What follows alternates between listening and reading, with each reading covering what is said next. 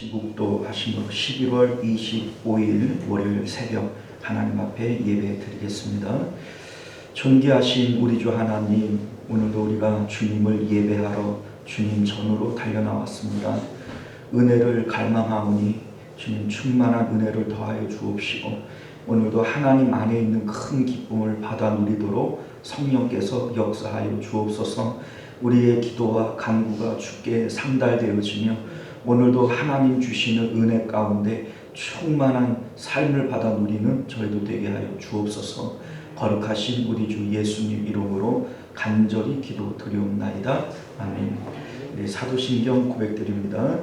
전능하사 천지를 만드신 하나님 아버지를 내가 믿사오며 그 외아들 우리 주 예수 그리스도를 믿사오니 이는 성령으로 잉태하사 동정녀 마리아에게 나시고 본디오 빌라도에게 고난을 받으사 십자가에 못 박혀 죽으시고 장사한 지 사흘 만에 죽은 자 가운데서 다시 살아나시며 하늘에 오르사 전능하신 하나님 우편에 앉아 계시다가 저리로서 산 자와 죽은 자를 심판하러 오시리라. 성령을 믿사오며 거룩한 공의와 성도가 서로 교통하는 것과 죄를 사하여 주시는 것과 몸이 다시 사는 것과 영원히 사는 것을 믿사옵나이다. 아멘. 자, 우리 찬송가 191장 함께 찬송하겠습니다. 찬송가 191장 내가 매일 기쁘게 함께 찬송합니다.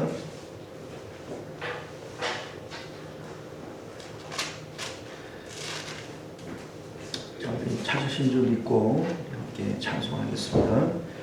내가 매일 기쁘게 순례의 길 행함은 주의 팔이 나를 안보함이요.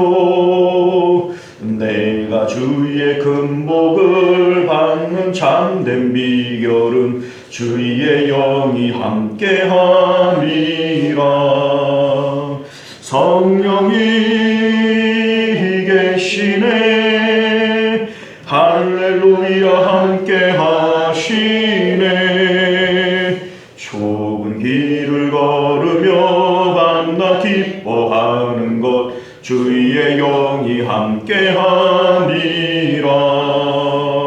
전에 죄에 빠져서 평안함이 없을 때 예수 십자가의 공로 힘입어 그 발 아래 엎드려 참된 평화 얻음은 주의 영이 함께함이라.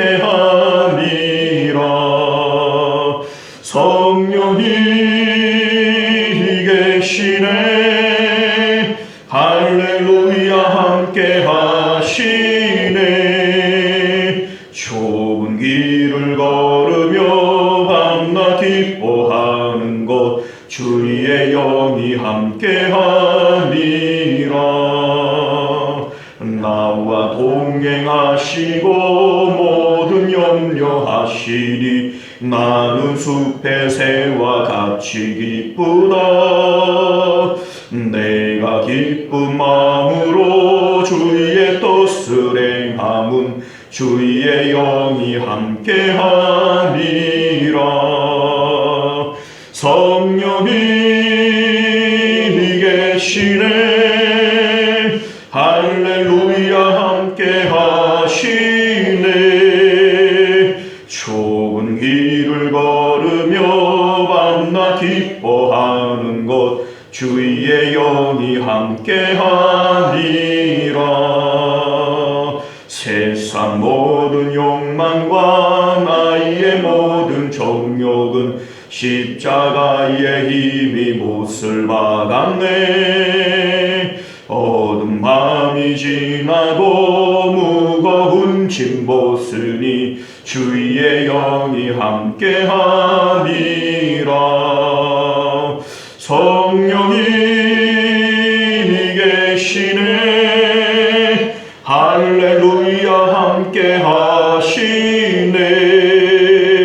좁은 길을 걸으며 밤낮 기뻐하는 것 주의 영이 함께하니라. 할렐루야. 자, 하나님 말씀 봅니다. 사도행전 4장 23절에서 31절까지 말씀, 23절에서 31절까지 말씀을 교독하여 읽도록 하겠습니다.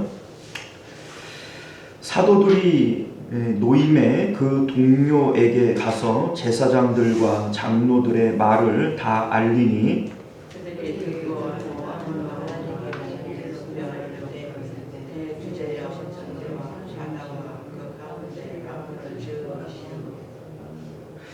또 주의 종 우리 조상 다윗의 입을 통하여 성령으로 말씀하시기를 어찌하여 열방이 분노하며 족속들이 허사를 경영하였는고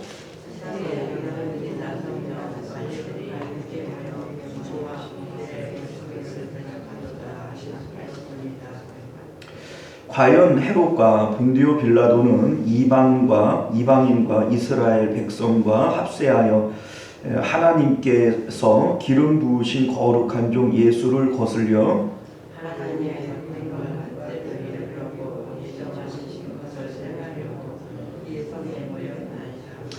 주여 이제도 그들의 위협함을 굽어 보시옵고 또 종들로 하여금 담대히 하나님의 말씀을 전하게 하여 주시오며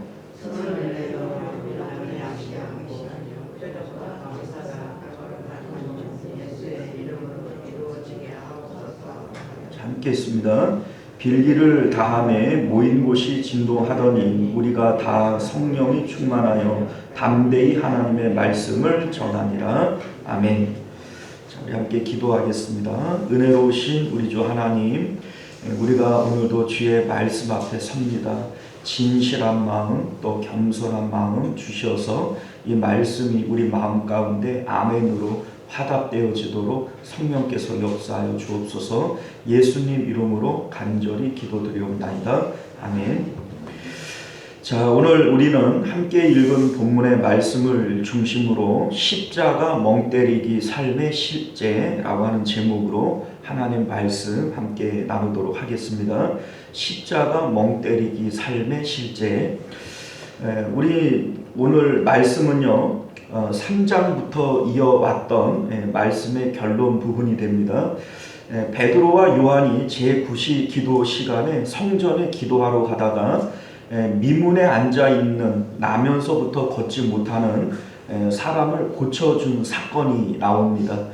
이 사건의 결론 부분이 이제 오늘 4장에서 마무리가 되어지는데 이 사건은 우리가 사도행전 전체 안에서 볼 때 뭐 그리 대단하고 큰 사건이라고 말할 수는 없어요. 왜냐하면 이것보다 훨씬 더 대단한 이적들이 사도행전 안에 얼마든지 있기 때문인 거죠. 뭐 이를테면 베드로가 요바에 있다가 다비다라고 하는 여자를 죽은 여자를 살려내지 않습니까? 또 바울도 산중 누각에서 떨어진 유두고라고 하는 죽은 청년을 살려내지 않아요? 그러한 사건에 비교해 볼 때 안진뱅이를 뭐 일으켜 세운 일이야 뭐 사도행전 안에서는 숱하게 일어나는 일들 아닙니까? 자, 그런데 이 뭐 다른 죽은 그 여자를 살려내거나 또 이제 유두고를 살려내는 일들은 단 몇 절 안에 그냥 짧게 끝나버리고 말아요. 그런데 뭐 우리가 생각해 볼 때 뭐 그렇게 대단한 이적도 아닌 것 같은데 이거를 3장과 4장에 길게 지금 이 사건을 다루고 있지 않습니까? 자, 이 일이 왜 이렇게 길게 얘기를 하느냐? 이것은 하나의 본보기인 거예요. 그러니까 지금 제자들도 오순절에 성령이 임재하고 난 다음에 성령과 연합하여 살아가는 삶에 대해서는 초보자들인 거예요. 지금까지 한 번도 이렇게 해본 적이 없었던 거죠. 그런데 이제 뭐 우리들도 마찬가지지만은 성령을 받고 우리가 이 세상을 살아가게 될 때 이 성령 받은 사람들의 삶의 모습들은 어떤 거냐, 이것을 보여주기 위한 하나의 샘플이 바로 이 3장과 4장에 나오는 이 사건이란 얘기입니다. 그러니까 우리가 상장을 수여하게 되어질 때 처음 받는 사람은 어때요? 그 전문에 대한 얘기를 길게 다 읽어주죠. 그리고 나서 그 다음 사람부터는 어때요? 이하 동문 이래 버리면 말잖아요. 마찬가지인 것처럼 뒤에 나오는 일들은 그냥 뭐 대단한 뭐 죽은 사람을 살린 일들도 몇 절에 끝나버리고 마는 것은 지금 여기 3장과 4장에 나오는 이 사건이 하나의 샘플로서 우리에게 보여주는 것이고, 뒤에 나오는 것들은 이 3장과 4장에 되어진 일들이 반복되어지는 겁니다. 근데 이 반복되어지는 과정 가운데 걷지 못한 사람이 걷기도 하고, 보지 못한 사람이 보기도 하고, 뭐 죽은 사람이 살아나기도 하지만 이것들은 다 3장과 4장에 나오는 내용의 반복이라는 거예요. 그런 의미에서 보면 3장과 4장에 나오는 이 내용은 상당히 귀중한 내용이 되어지는 겁니다. 그래서 우리가 오늘 같은 본문의 내용을 가지고 오늘과 내일 이틀에 거쳐서 우리가 함께 말씀을 살펴볼 건데요. 이 내용은 앞에 나왔던 내용을 다시 한번 이렇게 요약을 하는 내용이 될 것이고, 또 이 내용이 왜 우리가 이틀에 걸쳐서 살펴봐야 되냐면 이 내용은 잊어버리면 안 됩니다. 왜냐하면 뒤에 사도행전에 계속 이어지는 내용은 이 3장과 4장에 나오는 내용을 기본적으로 배경으로 깔고 이렇게 진행되어지고 있는 내용이니까 우리 이제 뒤에 앞에 나오는 이 내용이 없어도 뒤에 나오는 내용들을 볼 때에는 이러한 내용들을 배경으로 하고 있다, 이거를 염두에 두어야만 이 사도행전을 읽을 때 우리가 이제 잘못 이렇게 해석하는 부분들이 없어지는 겁니다. 그만큼 이 내용은 중요한 것이다. 이걸 여러분들이 기억하실 수 있기를 바라요. 우리 이제 성령 충만을 받는다, 오순절에 성령 충만을 받는다라고 하는 것은 하나님의 구원의 마지막 단계가 되어집니다. 물론 완성이라고 얘기를 하는 것은 우리 이제 하나님 나라로 우리가 이제 올라가는 거, 우리도 이제 하나님 나라에 이제 들어가는 거, 이게 이제 구원의 완성이라고 볼 수가 있지만 성령을 받는 것은 구원의 마지막 단계다. 이 얘기입니다.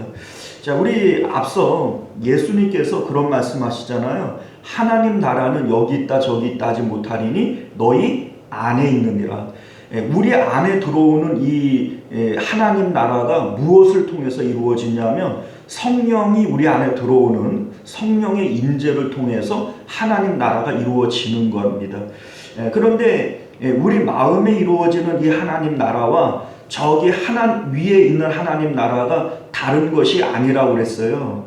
그러니까 성령이 우리 안에 들어오는 것이 구원의 마지막 단계가 되어지는 것이고, 우리 이제 나중에 죽어서 들어가게 되어지는 저 천국은 이미 완성되어진 이 이제 마지막 이렇게 이제 이루어진 하나님 나라가 올라감으로써 완성되어지는 것이지, 이것 없이 위에 하나님 나라도 있을 수 없는 것이다. 이렇게 볼 수가 있는 겁니다. 하나님께서 우리를 구원하시기로 작정하셨어요. 그리고 예수님을 이 땅에 보내주셔서 하나님 나라로 갈 수 있는 길을 열어주셨습니다. 그리고 성령을 우리에게 부어주셔서 구원의 마지막 단계를 이루시는 거예요. 이게 바로 성부, 성자, 성령 하나님의 구원의 역사가 되어지는 겁니다. 자, 그러니까 성령님을 받지 않고서는 구원이 이루어질 수가 없는 거예요. 그래서 성령을 받는 것은 구원의 마지막 단계다, 이렇게 말씀을 드리는 겁니다. 자, 우리가 성령 충만을 받을 수 있는 길에 대한 얘기를 했어요. 어떻게 성령 충만을 받을 수 있는가? 우리 예수님께서 우리에게 너희는 자기 십자가 지고 나 따라와라 라고 얘기를 할 때 예수님께서 먼저 가신 길이 있다고 그랬죠. 예수님이 십자가에서 죽으시고 장사되시고 부활하시고 하나님 나라로 승천하셨어요. 이게 예수님이 가신 길이고 나로 말미암지 않고는 아버지께로 올 자가 없다 말씀하셨기 때문에 하나님 나라로 가는 유일한 길이 되어집니다. 그러면 하늘에 계시는 성령님께서 이 땅에 내려오실 때에도 어떤 길을 통해서 오시겠어요? 길은 유일한 길이니까 그 길이 유일한 길이기 때문에 성령님께서 오시는 길도 역시 그와 같다라고 하는 겁니다. 그래서 우리가 예수님께서 자기 십자가 지고 나 따라와라 라고 말씀하시는 것은 그 길만이 성령님을 받을 수 있고 우리의 구원이 완성되어지는 길이기 때문에 그렇다라고 하는 것을 우리가 알게 되어지는 것이죠. 자, 그런데 우리 앞에 이런 말씀을 드렸어요. 성령 충만이라고 하는 것은 한 번 받는다고 끝나는 게 아닙니다. 우리 오늘 말씀에도 보게 되면 우리 읽은 이 본문의 내용이 사내들인 공회의 위협 앞에 성도들이 또다시 기도하는 내용이 있고 이 기도를 마칠 때 다시 성령이 강하게 임재하는 이러한 내용으로 되어져 있잖아요. 자, 그러니까 성령 충만이 오순절의 성령 충만이 그대로 유지가 되어지고 있다면 지금 오늘 본문에 또 이렇게 기도하고 또 성령을 받을 필요가 없지요. 그런데 우리는 사실은 육체를 가지고 있는 사람들이기 때문에 성령을 받아도 마치 밑 빠진 독에 물 붓기처럼 성령이 쭉쭉 빠져나가 버리고 마는 거예요. 그래서 사도 바울도 오라 나는 곤고한 사람이로다 누가 이 사망의 몸에서 나를 건져내랴 이렇게 얘기를 하는 겁니다. 이 몸을 가지고 있는 자들은 이 몸은 사망을 의미하거든요. 그러니까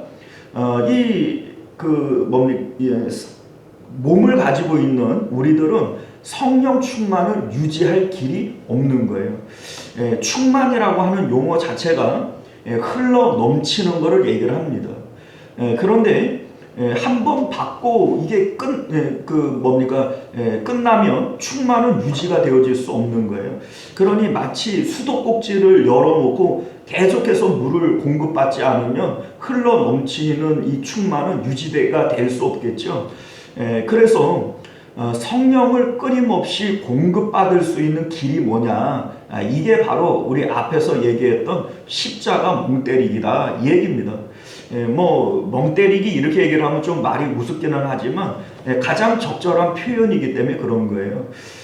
우리 멍때리기가 뭐예요? 우리가 현실 가운데에서 몸은 있지만 내 의식은 딴 생각하고 있는 거예요. 멍하니 있는 거죠. 이게 멍때리기 아닙니까?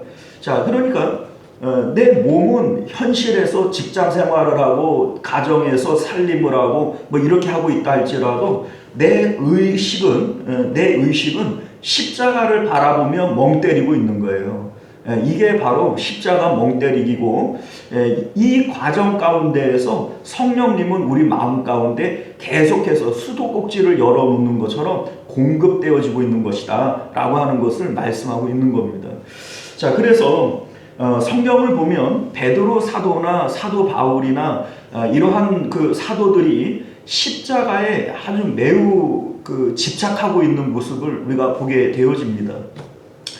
우리 3장과 4장에 2장부터 이어지는 우리 이제 베드로의 세 편의 설교가 있어요.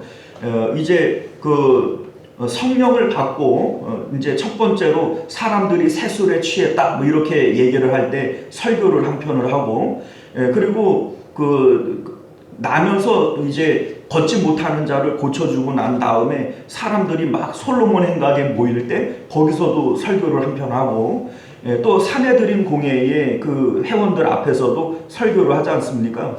그런데 이 세 편의 설교의 그 주제가 뭐냐면 십자가예요. 너희가 십자가에 매달은 그 예수를 하나님이 다시 살리셨고 우리가 외국어 방언을 하는 것도 또 걷지 못하는 사람을 일으켜 세우는 것도 다 성령님께서 하시는 일이다. 이렇게 얘기하는 것이 베드로의 설교의 내용이었던 것이죠. 우리 사도 바울도 고린도전서 2장 2절에서 내가 예수 그리스도의 십자가 외에는 알지 아니하기로 작정했다. 내 십자가 밖에는 내가 아무것도 내가 모르는 사람처럼 살기로 내가 작정했다. 이렇게 얘기를 하고요. 또 심지어는 나머지 모든 것들은 내가 배설물처럼 여긴다. 이렇게도 얘기를 하는 것을 보게 되어집니다. 자, 그러니까 베드로 사도도 사도 바울도 오직 무엇만을 바라보고 있어요? 십자가만을 바라보고 있는 겁니다. 이유가 뭐냐면 이 십자가를 통해서만 성령님을 수도꼭지와 같이 이렇게 계속해서 공급받을 수 있는 유일한 길이 되어지고, 그래서 예수님께서도 너희들은 날마다 자기 십자가 지고 날 따라와라 이렇게 말씀하고 있는 것을 믿으실 수 있기를 바랍니다. 자, 창조와 구원이 있어요. 창조와 구원은 본질적으로 같은 겁니다. 창조는 하나님이 우리를 처음 만드신 것이라면 구원은 우리를 재창조하시는 거예요. 그래서 창조와 구원은 창조와 재창조다 이렇게 보셔도 됩니다. 우리 이제 예수님을 우리가 믿게 되어질 때 보라 새 것이 되었도다 새로운 피조물이다 이렇게 이제 성경이 말씀하고 있는 이유가 바로 거기 있는 겁니다. 우리 이제 구원받은 우리들은 옛사람이 죽는 것이고 새 사람으로 살아가는 거예요. 근데 이게 어떻게 해서 이루어질 수 있게 되어지느냐, 이게 바로 성령의 임재를 통해서 가능해지는 겁니다. 우리는 십자가의 예수님과 함께 내가 죽었음을 고백하는 거예요. 우리가 할 수 있는 것은 오직 십자가의 주님과 함께 죽고 십자가 멍 때리기를 하는 그 십자가에 여전히 매달려 있는 이것만을 우리가 할 수 있는 거예요. 자, 그러면 이 상황 가운데 비어있는 우리의 마음, 죽은 것은 아무것도 없는 거 아니겠어요? 죽으면 이게 바로 창조 때의 혼돈과 공허와 흑암 가운데 있는 이러한 상태가 되어지는 겁니다. 그 가운데 하나님의 신은 수면 위를 운행하시니라, 이렇게 표현이 되어진 것처럼 성령님께서 우리 안에 들어오셔서 새로운 창조를 위하여 운행하시는 이 상태가 바로 구원의 상태요, 하나님의 창조의 상태다라고 하는 것을 믿으실 수 있기를 바랍니다. 자, 이것이 바로 성도의 삶의 시작이 되어지는 거예요. 여기서부터 시작인 겁니다.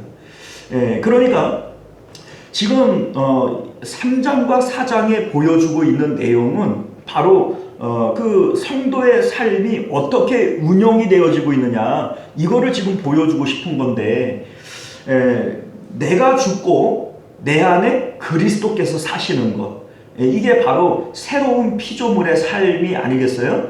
하나님께서 처음부터 우리를 창조하실 때 창조의 목적 자체가 하나님을 우리 마음에 모셔서 하나님과 연합하여 살아가게 하는 것, 이게 하나님의 목적이었던 겁니다. 선악과를 먹지 말라라고 말했던 이유가 바로 거기에 있는데, 하나님과 우리가 연합하여 살아가게 되어질 때 우리는 내 생각, 내 판단, 내 계획이 필요해요? 안 필요해요? 안 필요하죠. 주님과 내가 연합하는데 내 생각, 내 뜻, 이게 왜 필요하겠습니까? 하나님의 계획, 하나님의 판단, 하나님의 뜻을 따라가기만 하면 되는 거죠. 그러니까 선악과 먹지 말라 이렇게 얘기를 하는 겁니다. 왜냐하면 선악과는 선과 악을 판단하고 가르는 기준이 되어지는 겁니다. 선악과 자체가 뭔 능력이 있는 게 아니에요. 먹으면 하나님의 뜻을 거부하는 게 되죠. 그러니까 내 뜻을 따라 살아가는 겁니다. 먹지 않으면 여전히 주님의 뜻을 따라 살아가는 거죠. 선악과는 바로 그런 의미를 담고 있는 겁니다.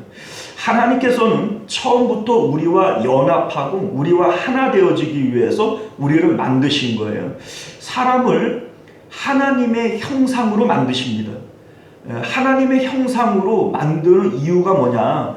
하나님께서 우리와 연합하고 하나 되어지려니까 하나님의 형상으로 만드는 거예요. 하나님이 우리와 연합할 목적이 아니면 하나님의 형상으로 만들 이유도 없는 겁니다.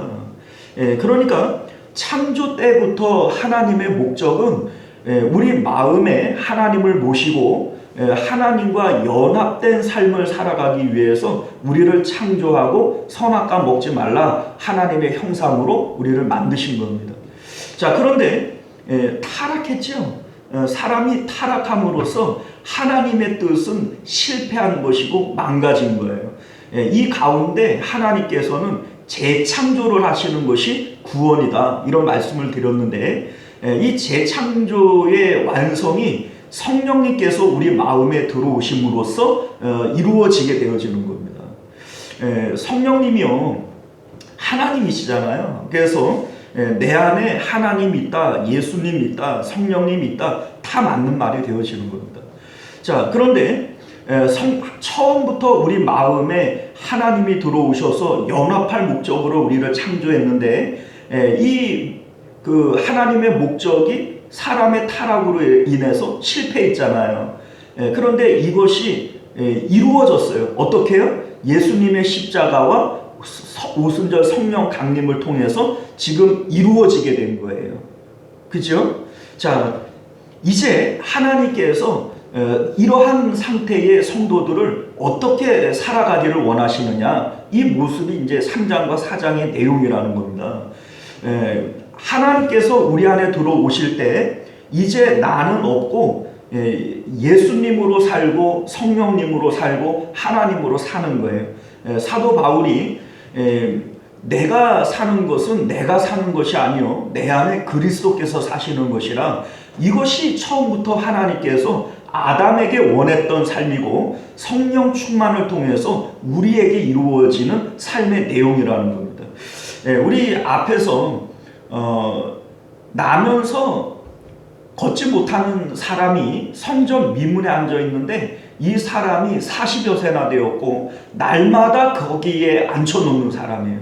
그런데 예수님께서 지금 돌아가신 지가 불과 한 2달 정도밖에 안 된 거예요. 예수님께서 십자가를 지시기 그 한 주일 동안에는 성전에 왔다 갔다 하면서 성전에서 사역을 하셨단 말이에요.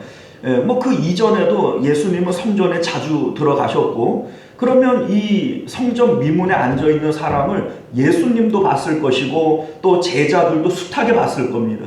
그런데 왜 지금 고칠까요? 우리는 그걸 이유를 알 수 없지만 이게 성령님의 뜻이라는 겁니다. 성령께서 우리가 숱하게 봐왔고 일상적으로 늘 우리 주변에 있는 일인데, 어느 날 하나님의 뜻이 거기에 있는 거예요. 그래 하나님께서 하시는 일이라는 거죠. 그러니까 베드로가 이런 얘기를 하잖아요. 이게 왜 우리의 개인적인 경건이나 능력으로 한 것처럼 우리를 쳐다보냐, 우리를 왜 주목하냐, 이런 얘기를 하지 않습니까? 이거는 자기가 하는 일도 아니고 자기의 뜻과 계획이 아니라는 거예요. 이거 성령님이 하시는 일이니까 이거 우리를 주목할 일이 없는 거다, 이렇게 얘기를 하는 겁니다. 그런데 이제 그러면 베드로가 분명히 살아있고, 이 살아있는 상태에 있는 사람들은 누구나 자기의 어떤 생각과 뜻이 있잖아요. 그 가운데 어떻게 성령님의 뜻이 발현이 되어질 수가 있느냐? 왜 똑같은 사람을 바라보면서 베드로의 생각과 마음은 없고 그러면 성령님께서 하시는 일이다, 이렇게 얘기를 할 때 베드로의 의식은 뭐 하고 있었냐? 이게 바로 십자가 멍 때리게 하고 있었다, 이 얘기입니다. 우리의 의식은 언제나 십자가에 고정되어져 있는 거예요. 십자가에 죽으신 예수님을 늘 바라보는 상태에 있는 거예요. 이때에 성령님께서는 우리 마음 가운데 충만히 임재하시는 수도꼭지가 되어지고, 그 성령님의 감동을 따라서 지금 걷지 못하는 그 사람에게 능력이 나가게 되어진 것이다. 이게 지금 본문의 내용이 되어지는 겁니다. 자, 이 상태에서는요, 자신의 생각과 의지가 아니기 때문에 평상시에 하던 어떤 모습들이 안 나타나요. 이를테면 베드로가 사내들인 공회 앞에서 이런 얘기를 하잖아요. 우리가 니들 말 듣는 게 옳은지 아니면 하나님 말씀 듣는 게 옳은지 한번 판단해봐라, 이런 얘기를 하죠. 자, 이 사내들인 공회가 어떤 데예요? 예수님을 죽이기로 결의를 하고 사람들을 선동하고 빌라도를 압박해서 예수님을 십자가에 못 박는 무서운 사람들 아닙니까? 베드로가 이전에는 그 사람들을 그냥 오구미절에 하면서 여종 앞에서도 예수님을 막 저주하고 막 부인하고 달아나고 했던 그런 사람 아닙니까? 그런데 이러한 담대함이 어디서부터 나와요? 제정신이에요? 안제정신이에요? 안제정신이죠.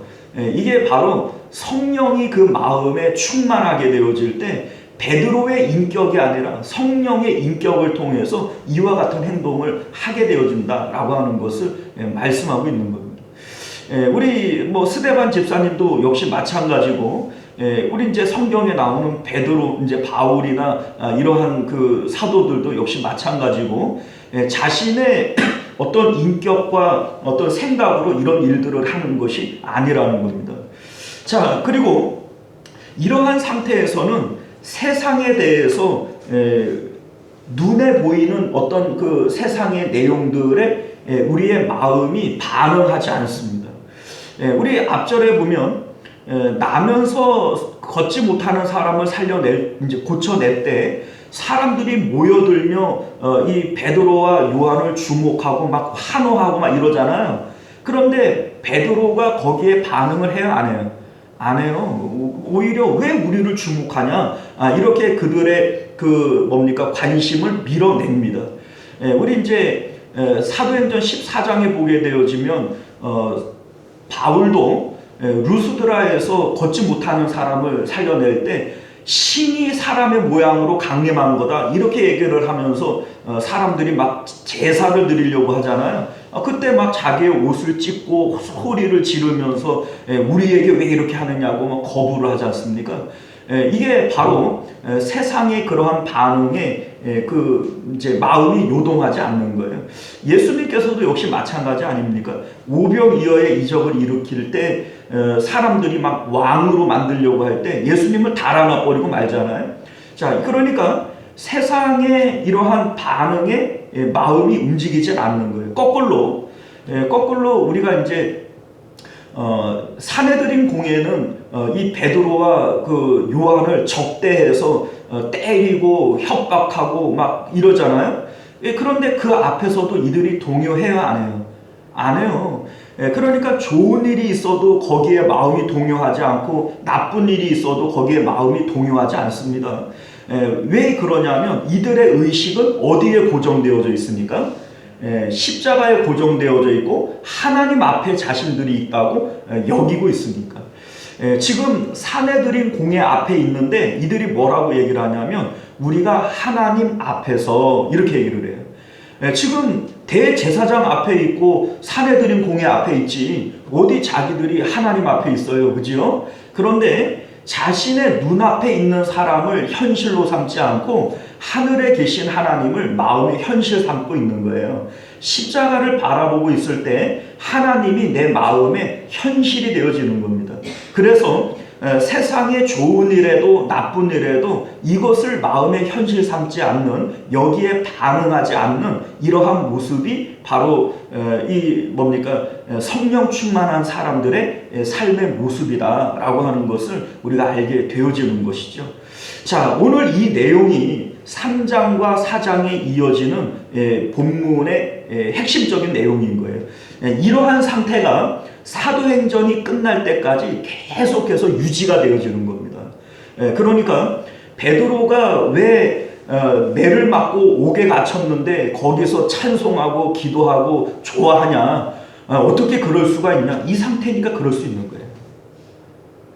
우리는 이해가 안 가죠. 그런데 그러니까 가능한 거예요. 스데반 집사님이 돌에 맞아 죽는 상황에서도 얼굴이 천사와 같이 변하고 자기를 돌로 치는 사람을 어떻게 용서하고 기도해 줄 수가 있느냐, 이 상태가 유지가 되어지니까 이게 가능한 겁니다.